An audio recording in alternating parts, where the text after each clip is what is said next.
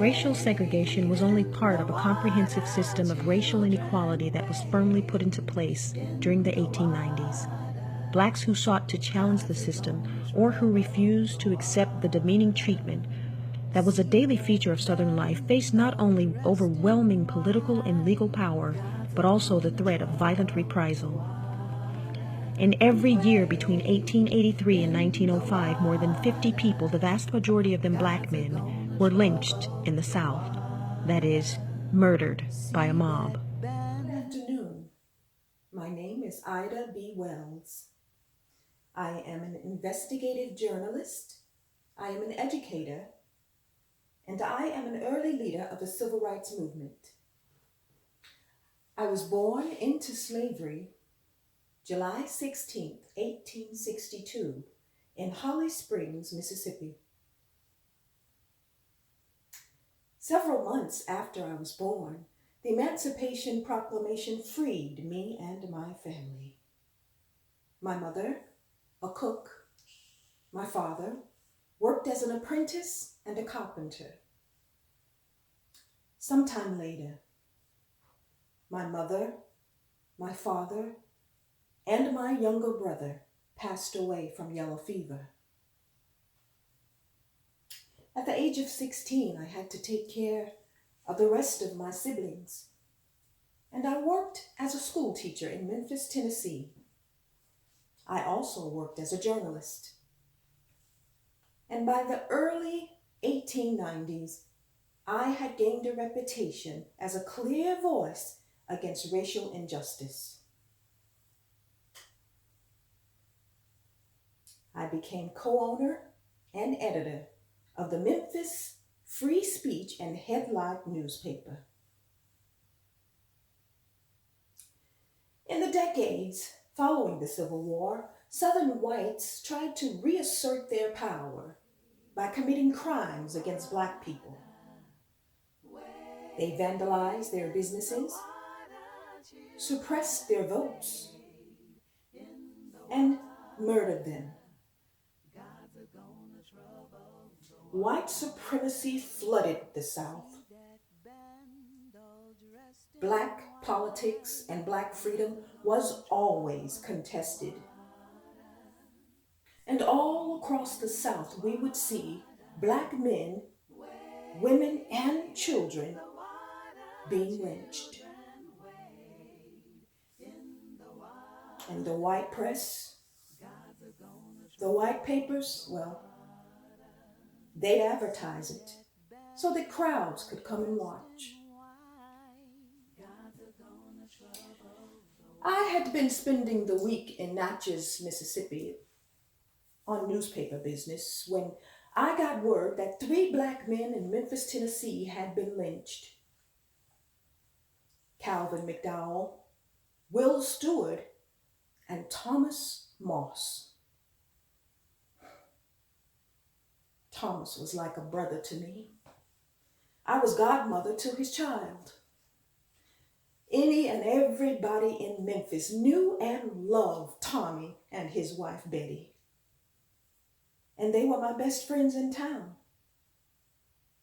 You see, Thomas had opened a store that he called the People's Grocery, located in South Memphis. But his new store put him in direct competition with a white business owner, William Barrett. William Barrett made his money off the Black community, but he thought that Thomas was taking business from him. And so it happened that one day, some young boys, Black boys and white boys, were outside the People's Grocery playing marbles, and a fight broke out. Adults got involved, and the white store owner was injured. Well, he went down to the county sheriff and asked to be deputized. And he got himself up a posse. They came that night, but Thomas and his friends, they were prepared. They were armed. And several of the white deputies were injured. Well, as you can imagine, the headlines read that every Negro involved was to be rounded up. And they did that. So they took Calvin McDowell, Will Stewart, and my friend Thomas Moss. They took them to the Shelby County Jail. But that wasn't enough. A white lynch mob decided they would exact their own justice. And they went to the jail and they took the men out, took them to a rail yard just north of there, and they killed them. They beat them, they shot them, they were lynched.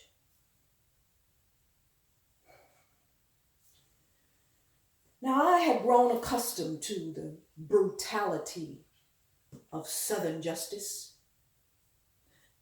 but I knew that my friend Thomas Moss and his friends were lynched simply because he was in competition with a white business owner. So I wanted to make it my life's work, just to bring exposure to the horrors of lynching.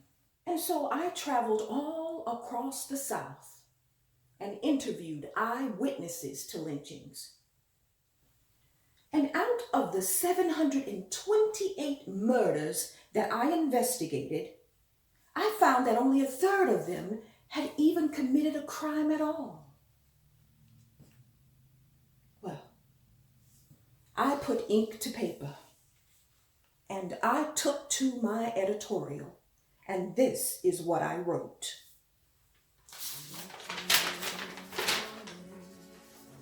Eight Negroes lynched since the last issue of the Free Speech.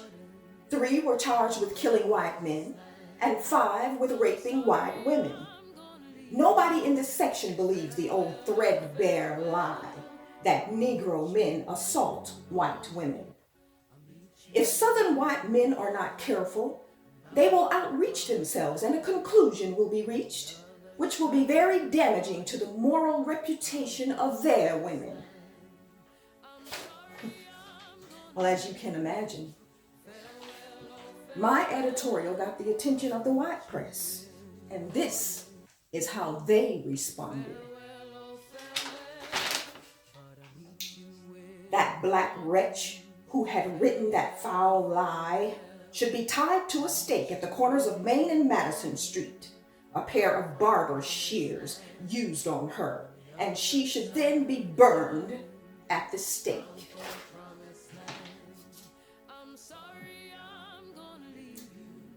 The white community of Memphis was outraged. And so an angry mob gathered, tore up the offices of the Free Speech, demolished my presses. But by then, I had already fled Memphis. I'd gone to Chicago. And I took up a cause there because even in Chicago, blacks were being mistreated. This was at the World's Fair, where blacks were not allowed to be a part of it at all. By the time I got to Chicago, I had been traveling for about a year. I had nothing. My presses were gone. I had no money. I had a price on my head. But I thought I owed it to myself and to my race to finally expose the whole truth about lynchings, now that I was in a place where I could do so freely. And this is just some of the rest of my story.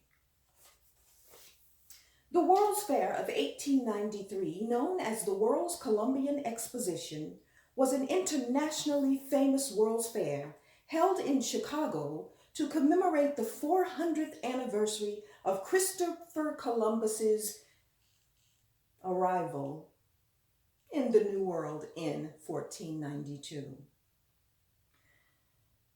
They purposely excluded African Americans and portrayed us in a negative light. I had the help of noted abolitionist and civil rights activist Frederick Douglass, Garland Penn, and my husband, Ferdinand Barnett. We produced a pamphlet.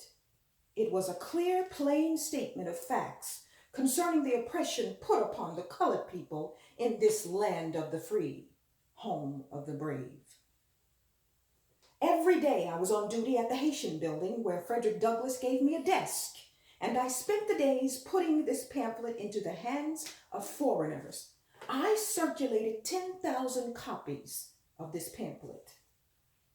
After extensive protests and negotiations, fair officials offered a special day for African American visitors. They called it the Colored American Day on August 25th. But we consider that day to be a superficial gesture, and we were reluctant to attend. I did not attend. It was a shock to our pride, but I used the voice that I had at that World's Fair to bring awareness to my mission. I used the international stage to bring awareness to the horrors and terror of lynching. This was my opportunity to get the message to thousands of people from all around the world. I wrote Southern Horrors, and I also wrote A Red Record, both internationally published. In them, I described how armed Black people had beaten back lynch mobs. I wrote, the lesson this teaches, and which every Afro-American should ponder, is that a Winchester rifle should be a place of honor in every Black home, and it should be used for that protection in which the law refuses to give. At the close of the World Fair, I set out to find allies for my anti-lynching campaign. My motivation was to inform the world about how this country treats its own citizens. After traveling across the globe, I returned to Chicago. I had been a refugee for about 3 years. I was financially strained and weary. I met my husband, Ferdinand Barnett. Frederick Douglass had recommended him because I needed a lawyer. Ferdinand was the third African-American lawyer admitted to the Illinois bar, and he was the owner of Chicago's first Black newspaper, The Conservator. Our wedding was announced in Black newspapers worldwide, and of all places, the New York Times. I then took the hyphenated name Ida B. Wells Barnett. And I also took over my husband's newspaper. I decided to continue my work as a journalist, for this was my first and might be said my only love. There in Chicago, the Black population was growing, and we lived on what was called the Black Belt, a narrow strip of South Side land. The boundaries were often enforced by violence. The Irish community, middle-class whites, and Blacks were separated. But our community was entirely self-sufficient. Blacks could find work in our community. We built businesses, newspapers, and political leadership. We had churches, Olivet Baptist, and Quinn Chapel AME. We gave birth to our first child, Charles, in 1896, and I traveled the country with a nursing baby to deliver political speeches. The following year, I gave birth to Herman, then to Ida Jr., and finally, Alfreda. I looked to politics as an agent for change, but as a Black and a woman, I could not vote, so instead, I made my voice heard through operating women's clubs. I helped found the League of Colored Women. It was an opportunity for Black women to pursue self-education and education for children by starting schools, kindergartens, and libraries. and finally to begin lobbying against the right to vote. I started urging blacks from the South to migrate north, where they would have more opportunities. Now, it was still racist, but the opportunities were there. So the black belt began to grow and grow as more people from the South moved up north. But as new migrants filled up the only black area, housing became limited. It was my belief that segregation in any form was unjust to African Americans. The black migration from the South exposed fault lines in Chicago and also ratcheted up tensions across America.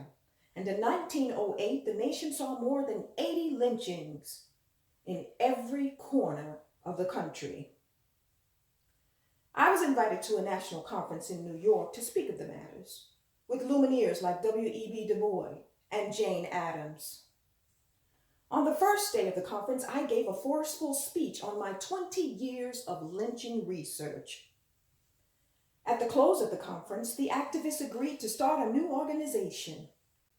It would become known as the National Association for the Advancement of Colored People. My anti-lynching efforts were not mentioned in books and literature of the new generations. So I wrote my own autobiography entitled Ida B. Wells Explained. I wrote, "The history of this entire period, which reflected glory on the race, should be known. Yet, most of it is buried in oblivion.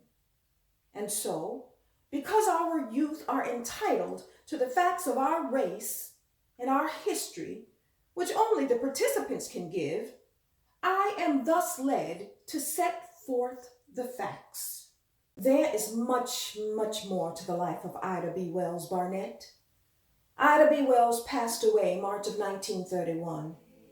She was posthumously honored with a Pulitzer Prize. In February of 2019, Ida B. Wells Drive became Chicago's first street named for an African-American woman. Today, young justice seekers are attempting to take up the mantle and take up the work of racial injustice. Groups are calling for justice. Many voices ring out today to pioneer for civil rights. But whitewashed education will fail to include Ida B. Wells' legacy and contribution to American history. She and so many others. But the good Lord, who sees and knows the intent of the heart, has seen it all. So remember this phenomenal woman and all like her who stood in the face of adversity, stood to proclaim that we too are equal. And may you never forget that eternal vigilance is the price of liberty. Bound for the promised land, on the other side of Jordan, bound for the promised land.